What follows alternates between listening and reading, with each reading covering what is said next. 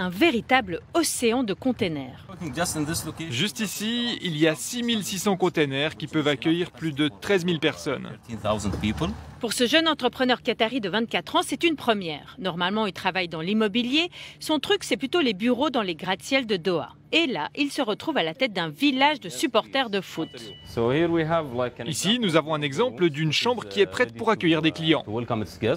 Le prix, 200 francs par nuit. L'ambiance sera plutôt calme, l'alcool y est interdit. On essaye d'être un peu conservateur avec les règles, spécialement avec les règles culturelles et la loi en la matière. Alors on préfère s'en tenir éloigné. Quand la Coupe du Monde a été attribuée au Qatar, il n'y avait que quelques hôtels dans le quartier de West Bay. Alors, pour accueillir les supporters, Doha s'est transformé en véritable chantier. Des nouveaux hôtels ont surgi partout ces derniers mois. Mais ça ne suffira pas. Il a fallu trouver des solutions inventives, comme ces 3 navires de croisière qui sont amarrés depuis quelques jours au port de Doha, avec 5000 cabines chacun. Il y a aussi les locations d'appartements. Mais ici, pas question de laisser la place à Airbnb ou autres plateformes étrangères. Bonjour, bienvenue à Doha. C'est le gouvernement qatari qui a construit et c'est géré par la société française Accor, très présente au Qatar.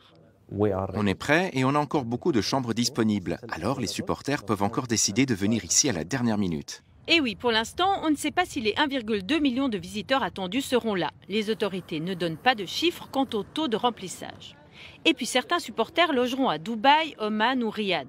Chaque jour, il y aura plus de 160 vols entre Doha et les pays voisins pour venir voir un match et repartir juste après. Une concurrence que les organisateurs ne voient pas d'un mauvais œil. On a tellement d'offres et d'options. Nous pensons que c'est bien que les spectateurs aient un maximum de choix possibles. Ces infrastructures-là vont être démontées après la Coupe du Monde, mais qu'en est-il des dizaines de nouveaux hôtels et des milliers d'appartements qui ont été construits pour cette Coupe du Monde? Eh bien ça, personne n'est capable de nous le dire aujourd'hui.